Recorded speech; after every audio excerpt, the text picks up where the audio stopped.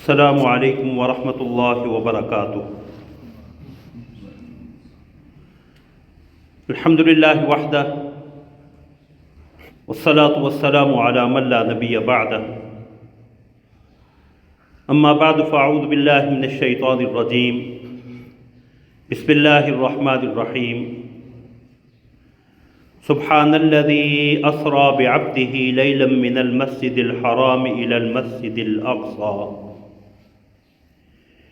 المسجد الأقصى الذي باركنا حوله لنريه من آياتنا إنه هو السميع البصير۔ صدق الله العظيم۔ اللهم صل على محمد وعلى آل محمد كما صليت على إبراهيم وعلى آل إبراهيم إنك حميد مجيد۔ اللهم بارك على محمد وعلى آل محمد كما باركت على إبراهيم وعلى آل إبراهيم إنك حميد مجيد۔ سبحانك لا علم لنا إلا ما علمتنا إنك أنت العليم الحكيم۔ رب اشرح لي صدري ويسر لي أمري واحلل عقدة من لساني يفقهوا قولي۔ اللهم انفعنا بما علمتنا وعلمنا ما ينفعنا وزدنا علما۔ اما بعد، حضرات محترم، رسول اللہ صلی اللہ علیہ وسلم کے معجزہ معراج کے حوالے سے سورۃ الاسراء یا سورہ بنی اسرائیل کی پہلی آیت مبارکہ کے تفسیری نکات کے حوالے سے گفتگو کا سلسلہ جاری ہے۔ آج بھی اپنے اسی موضوع کو آگے بڑھانے کا ارادہ ہے۔ دعا فرمائے اللہ رب العزت مجھے حق بات احسن پیرائے میں کہنے کی توفیق عطا فرمائیں، جو میں کہوں آپ سماعت فرمائیں۔ اللہ ہم سب کو عمل کی توفیق عطا فرمائیں۔ اللہ رب العزت نے رسول اللہ صلی اللہ علیہ وسلم کے اس معجزہ اسراء اور معراج کے تذکرہ کے شروع میں لفظ سبحان کو ذکر کیا ہے، جس میں دو چیزوں کی طرف اشارہ ہے۔ ایک تو یہ کہ یہ واقعہ انتہائی عظیم الشان اور محیر العقول ہے، عقلوں کو حیران کر دینے والا۔ دوسرا، اس میں اللہ رب العزت کی کمال قدرت کی طرف اشارہ ہے کہ وہ قادر و مقتدر ذات جو ہر چیز پہ قدرت اور اختیار رکھتی ہے، وہ اس چیز پہ بھی قادر ہے کہ اپنے بندے کو محمد الرسول اللہ صلی اللہ علیہ وسلم کو ایک رات میں یا رات کے ایک مختصر حصے میں اتنا طویل سفر طے کروا دیں۔ بعبدہ، لفظ عبد میں اس چیز کی طرف اشارہ ہے کہ رسول اللہ صلی اللہ علیہ وسلم معجزہ معراج میں حاصل ہونے والی تمام رفعتوں اور عظمتوں کے باوجود اللہ کے عبد ہی ہیں۔ اسی لیے رسول اللہ صلی اللہ علیہ وسلم نے ارشاد فرمایا لا تطرونی کما اطرت النصارى المسیح ابن مریم، میرے بارے میں ویسی مبالغہ آرائیاں نہ کرنا جیسی نصارہ نے، عیسائیوں نے حضرت عیسیٰ بن مریم علیہم السلام کے حوالے سے کی۔ انما انا عبد، میں تو اللہ کا ایک بندہ ہی ہوں۔ فقولوا عبد اللہ ورسولہ، تو تم اسی کا اظہار کیا کرو کہ محمد صلی اللہ علیہ وسلم اللہ کے بندے اور اس کے رسول ہیں۔ سبحان الذی اسری بعبدہ لیلا کامن ناؤن ہے، اسم نکرہ ہے۔ اس میں اس بات کی طرف اشارہ ہے کہ یہ معجزہ یہ طویل سفر مسجد حرام سے مسجد اقصیٰ تک اور پھر مسجد اقصیٰ سے ملائے اعلیٰ آسمانوں تک، یہ رات میں ایک ہی رات میں ہوا ہے یا رات کے ایک مختصر حصہ میں ہوا؟ یہاں حضرات مفسرین نے ذکر کیا ہے کہ اللہ رب العزت نے رسول اللہ صلی اللہ علیہ وسلم کو معجزہ معراج رات کو کیوں عطا فرمایا؟ یہ آپ کا سفر رات کو کیوں ہوا، دن کو کیوں نہیں ہوا؟ کہ دن کو ہوتا تو سب اسے کھلی آنکھوں سے دیکھ لیتے۔ تو حضرات مفسرین نے لکھا ہے اس کی وجہ یہ ہے کہ شرعی طور پہ رات دن سے مقدم ہے، یعنی پہلے غروب آفتاب کے ساتھ جو شرعی دن ہے رات آتی ہے، اس کے بعد دن آتا۔ تو اللہ رب العزت نے شرعی دن کے آغاز رات میں ہی حضرت محمد الرسول اللہ صلی اللہ علیہ وسلم کو یہ سفر کروایا۔ دوسری وجہ حضرات مفسرین نے یہ لکھی ہے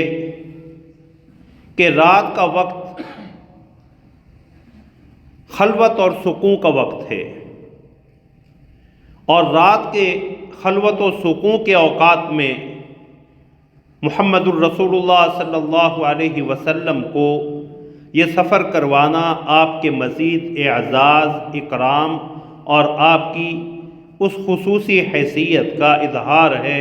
جو اللہ رب العزت نے محمد الرسول اللہ صلی اللہ علیہ وسلم کو عطا کر رکھی۔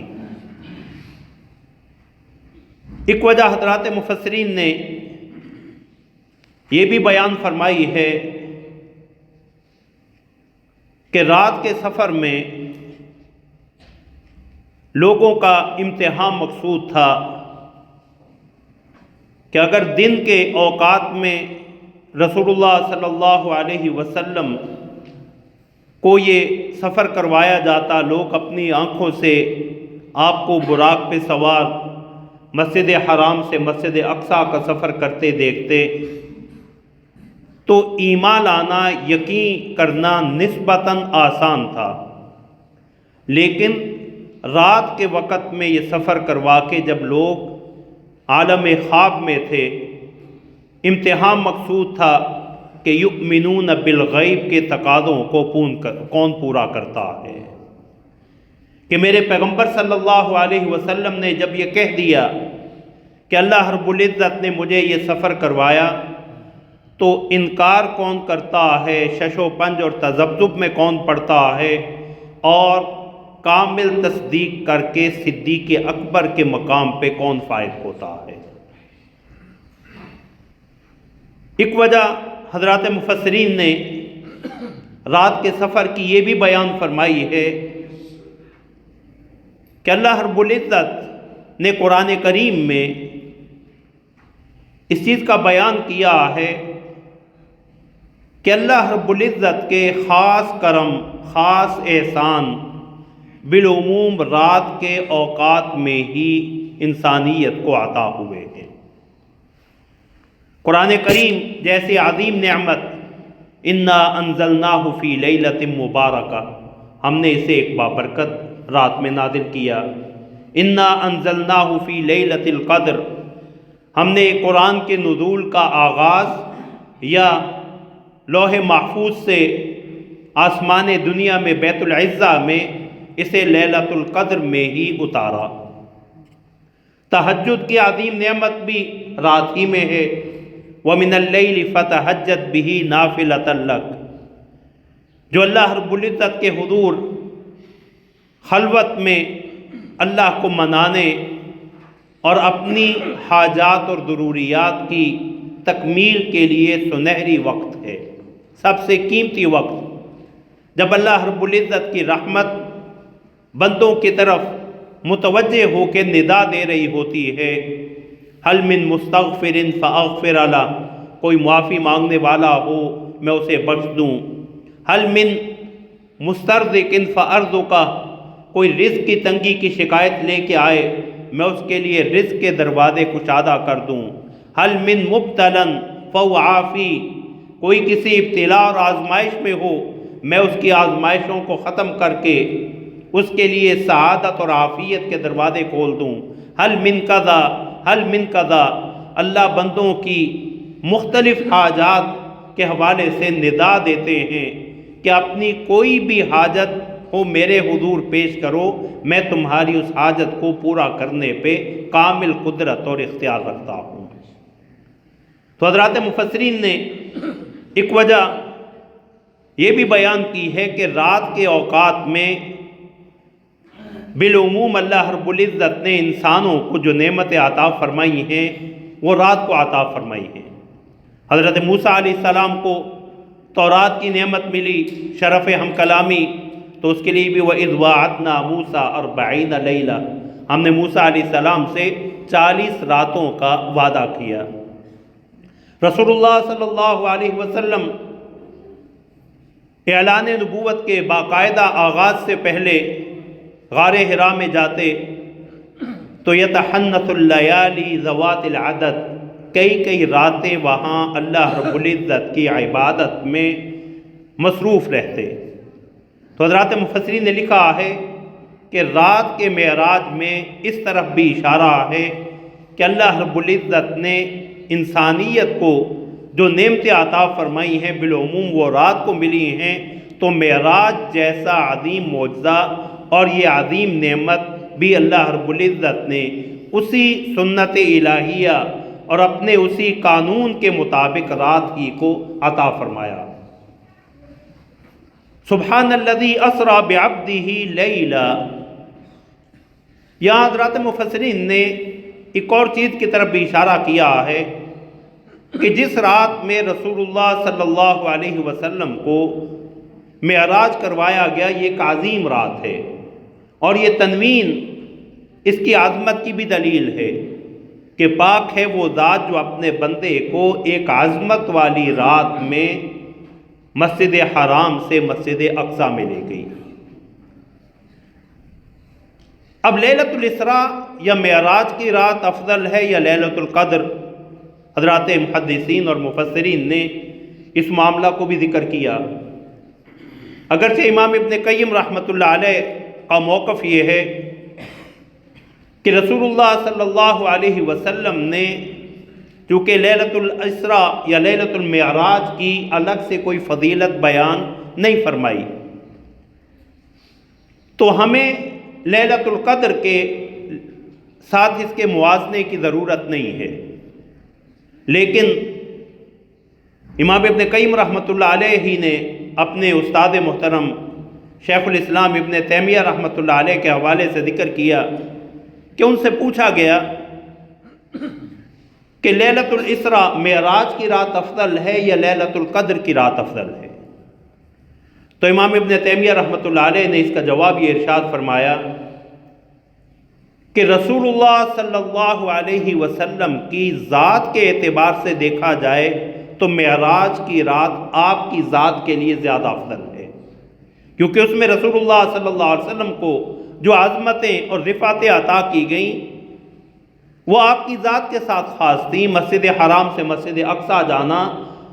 انبیاء کرام سے ملاقات ہونا، ان کی امامت کروانا، پھر آسمانوں پہ جانا، جنت جہنم کے احوال کا مشاہدہ کرنا، سدرۃ المنتہا تک پہنچنا، اور راجح قول کے مطابق جسے مفسرین اور محدثین کی اکثریت نے اختیار کیا ہے، اللہ رب العزت کی شرف زیارت اور شرف ہم کلامی سے مشرف ہونا، یہ ساری نعمتیں رسول اللہ صلی اللہ علیہ وسلم کی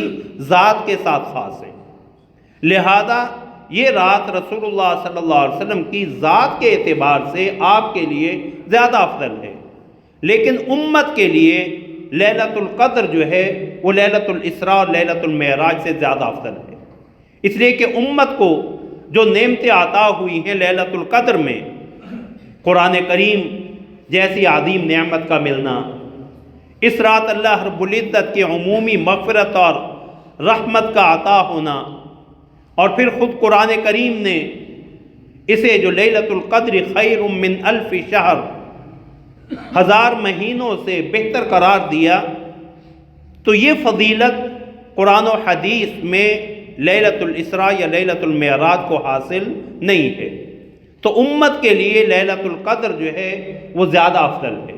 کہ اس میں امت کو جو نعمتیں ملی ہیں وہ کسی اور رات میں یا کسی اور دن میں حاصل نہیں ہوئی۔ اور امام ابن تیمیہ رحمۃ اللہ علیہ نے اس کی وجہ یہ بیان فرمائی، توجیہ یوں کی ہے کہ امت کے لیے چونکہ لیلۃ القدر افضل ہے، اس لیے اللہ رب العزت نے اسے 5 طاق راتوں میں محدود کر دیا۔ تحروا لیلۃ القدر فی الوتر من العشر الاواخر، رسول اللہ صلی اللہ علیہ وسلم کا فرمان مبارک ہے کہ لیلۃ القدر کو رمضان کے آخری عشرہ کی طاق راتوں میں تلاش کرو۔ اور لیلۃ المعراج کے حوالے سے ایسی کوئی تعیین کتب سیرت میں، کتب حدیث میں یا کتب تاریخ میں بھی موجود نہیں ہے کہ، اور ابتدا میں نے یہ عرض کیا تھا کہ معراج کے مہینے، معراج کے سال اور معراج کی رات، ان تینوں کے حوالے سے اصحاب سیر اور اصحاب تاریخ کے ہاں شدید اختلاف پایا جاتا، جس کی وجہ یہ ہے کہ اس رات میں امت کے لیے کوئی مخصوص عبادت یا اللہ رب العزت کے قرب کے لیے کوئی مخصوص عمل مقرر نہیں کیا گیا۔ سبحان الذی اسری بعبدہ لیلا من المسجد الحرام، مسجد حرام سے، حرمت والی، عظمت والی، احترام والی مسجد سے، وہ مسجد جو اللہ کے گھر بیت اللہ کے ارد گرد ہے۔ اللہ رب العزت ہمیں حرمین شریفین کی مقبول اور باادب حاضری بار بار نصیب فرمائے، جسے اللہ رب العزت نے یہ عظمت عطا فرمائی کہ ان اول بیت وضع للناس للذی ببکہ، کہ اللہ کی عبادت کے لیے، لوگوں کے لیے پہلا گھر جو بنایا گیا وہ یہی بیت اللہ ہے، یہی مسجد حرام ہے، جس کی عظمت، احترام اور وہاں اجر و ثواب کے بڑھنے کا عالم یہ ہے کہ رسول اللہ صلی اللہ علیہ وسلم نے فرمایا کہ مسجد حرام میں ایک نماز جو ہے وہ باقی مساجد کی نسبت 1,00,000 نماز پڑھنے کے برابر ہے، کہ وہاں ایک نماز پہ اللہ رب العزت 1,00,000 نماز کا اجر و ثواب عطا فرماتے ہیں۔ اور حضرت عبداللہ بن عباس رضی اللہ تعالی عنہما اور دیگر صحابہ اور اسی طرح تابعین کا یہ موقف ہے کہ یہ صرف نمازوں کے ساتھ خاص نہیں، بلکہ حرم کی ہر نیکی، مسجد حرام کی ہر نیکی جو ہے اس میں اللہ رب العزت نے اتنا عظیم اجر و ثواب رکھا۔ تو مسجد حرام اولی گھر جو اللہ رب العزت کی عبادت کے لیے روئے ارض پہ بنایا گیا، جسے اللہ رب العزت نے حرمن آمنن قرار دیا، امن والا حرم قرار دیا۔ ومن دخلہ کان آمنا، یہ نہیں کہ اپنی ذات کے اعتبار سے امن والا، جو اس میں آ جائے اسے بھی امن نصیب ہوتا ہے۔ تو مسجد حرام کا اطلاق اس مسجد پہ ہوتا ہے جو بیت اللہ کے ارد گرد ہے، لیکن قرآن کریم کے استعمالات سے یا قرآن کریم کی سورہ توبہ کی آیت مبارکہ سے اور دیگر احادیث مبارکہ سے بھی یہ بات پتہ چلتی ہے کہ مسجد حرام کا اطلاق صرف اس مسجد پہ نہیں بلکہ پورے حرم پہ ہوتا، حدود حرم پہ مسجد حرام کا اطلاق کر دیا جاتا۔ الا الذین عاہدتم عند المسجد الحرام، سورہ توبہ میں، کہ تم صلح کا جو معاہدہ ہے اسے پائے تکمیل تک پہنچاتے رہو،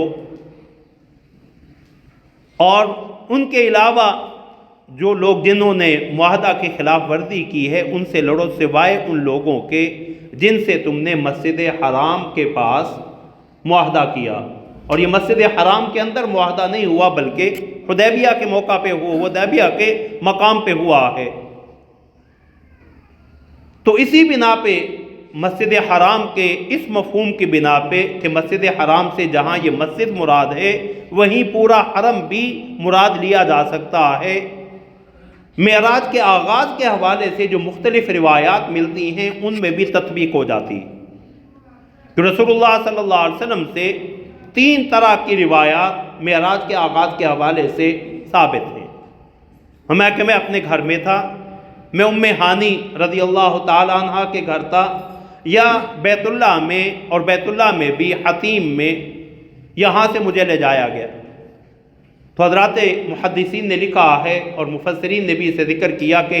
مسجد حرام کو اگر حرم کے معنی میں لیا جائے تو رسول اللہ صلی اللہ علیہ وسلم کا اپنا گھر ہو یا حضرت ام ہانی کا گھر ہو، وہ حرم کی حدود کے اندر تھا، اس لیے اللہ رب العزت نے اس کے لیے مسجد حرام کا لفظ بول دیا۔ اور رسول اللہ صلی اللہ علیہ وسلم چونکہ اس رات سیدہ ام ہانی رضی اللہ تعالی عنہ کے گھر قیام فرما تھے، تو اسے رسول اللہ نے اپنی جائے قیام کی بنا پہ اپنا گھر قرار دے دیا، اور رسول اللہ صلی اللہ علیہ وسلم کو وہاں سے فرشتے مسجد حرام میں لے کے آئے، حتیم میں لے کے آئے، اور یہاں سے پھر اگلا سفر شروع ہوا۔ تو سبحان الذی اسری بعبدہ لیلا من المسجد الحرام، پاک ہے وہ ذات جو اپنے بندے کو رات کے ایک حصے میں مسجد حرام سے الی المسجد الاقصی، مسجد اقصی کی طرف لے گئی۔ مسجد اقصی بیت المقدس، وہ مسجد جو بیت المقدس کے ارد گرد ہے، جسے بیت المقدس کہتے ہیں، فلسطین میں، اللہ رب العزت ہمیں ہماری اس حیات مستعار میں وہ دن دکھائیں جب مسلمانوں کا وہ پہلا قبلہ پھر سے مسلمانوں کی تحویل میں آ جائے۔ اللہ رب العزت اہل فلسطین کی آزمائشوں کو ختم فرمائیں اور امت کو اس حوالے سے اپنی ذمہ داریوں کی ادائیگی کا احساس نصیب فرمائیں۔ اقصیٰ کا لفظی معنی ہے دور۔ اب امام آلوسی رحمۃ اللہ علیہ نے مسجد اقصیٰ کے 3 مفہوم بیان کیے کہ مسجد اقصیٰ کو مسجد اقصیٰ کیوں کہا جاتا کہ دور کی مسجد۔ تو ایک تو مفہوم یہ بیان کیا کہ یہ مسجد حرام سے دیگر مساجد کی نسبت چونکہ مسافت پہ پڑتی ہے، دور پڑتی ہے، تو اس مسافت مکانی کی بنا پہ اسے مسجد اقصیٰ کہا جاتا ہے کہ یہ سرزمین حجاز سے دور واقع ہے۔ دوسرا مفہوم روح المعانی میں امام آلوسی رحمۃ اللہ علیہ نے یہ تحریر فرمایا ہے کہ مسجد اقصیٰ وہ 3 مساجد جنہیں اللہ رب العزت نے بطور خاص عظمت اور احترام دیا، اور رسول اللہ صلی اللہ علیہ وسلم نے بطور خاص ان کی طرف سفر کرنے کی اجازت دی کہ لا تشد الرحال الا الى 3 مساجد، کہ رخت سفر 3 مساجد کی طرف ہی باندھا جائے گا۔ یعنی 3 مساجد ایسی ہیں کہ جنہیں اللہ نے یہ عظمت اور احترام دیا ہے کہ وہاں نماز کی نیت اور وہاں عبادت کی غرض سے انسان کو شرعاً سفر اختیار کرنا چاہیے، اور اس سفر پہ اللہ رب العزت نے اجر و ثواب رکھا۔ وہ 3 مساجد جو ہے وہ مسجد حرام، مسجد نبوی اور مسجد اقصیٰ۔ اللہ رب العزت ہمیں حرمین شریفین کی مقبول اور بادب حاضری نصیب فرمائیں۔ تو امام آلوسی رحمۃ اللہ علیہ فرماتے ہیں کہ یہ ان 3 جو مساجد ہیں جن کی طرف رخت سفر باندھنے کا حکم دیا گیا، ان 3 مساجد میں مسافت کے اعتبار سے چونکہ مسجد اقصیٰ دور پڑتی ہے، اس لیے اللہ رب العزت نے اس لیے اس مسجد کے لیے مسجد اقصیٰ یعنی دور کی مسجد کا نام استعمال کیا۔ تیسرا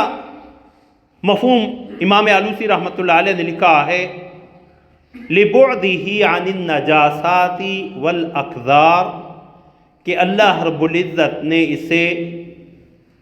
ناپاکی اور گندگی سے محفوظ رکھا ہے۔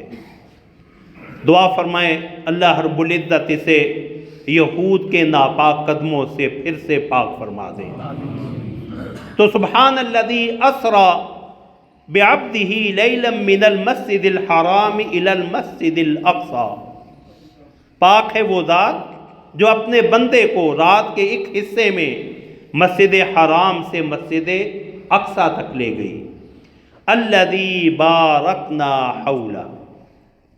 جس کے ارد گرد ہم نے برکت ڈالی ہے۔ حولہ، حضرات مفسرین نے لکھا ہے کہ مسجد اقصی کے ارد گرد سے مراد سرزمین شام ہے۔ شام کی پوری سرزمین کو رسول اللہ صلی اللہ علیہ وسلم نے ارض مبارکہ قرار دیا، اور قرب قیامت میں شام کی سرزمین اہل ایمان کا مرکز بھی بنے گی، اور دمشق کی جامع مسجد کو یہ امتیازی حیثیت بھی حاصل ہے کہ یہیں اللہ رب العزت حضرت عیسیٰ علیہ السلام کو آسمانوں سے جب انہیں زندہ اٹھا لیا گیا تو انہیں اسی مسجد کے مینارے پہ اتارا جائے گا۔ رسول اللہ صلی اللہ علیہ وسلم کی صحیح اور ثابت احادیث جو تواتر کی حد تک پہنچی ہوئی ہیں، اس سے یہ عقیدہ ثابت ہے کہ اللہ رب العزت نے حضرت عیسیٰ علیہ السلام کو زندہ آسمانوں پہ اٹھایا، جسے قرآن نے بھی بیان کیا، بل رفعہ اللہ، کہ یہ یہود نہ تو حضرت عیسیٰ علیہ السلام کو قتل کر پائے، نہ انہیں سولی چڑھا پائے، بلکہ اللہ رب العزت نے انہیں آسمانوں پہ زندہ اٹھا لیا۔ اور رسول اللہ صلی اللہ علیہ وسلم نے فرمایا کہ لَيَنزِلَنَّ ابْنُ مَرْيَمَ حَكَمًا عَدْلًا، کہ قرب قیامت میں عیسیٰ بن مریم حضرت عیسیٰ علیہ السلام ایک منصف عادل کی حیثیت سے زمین پہ اتارے جائیں گے۔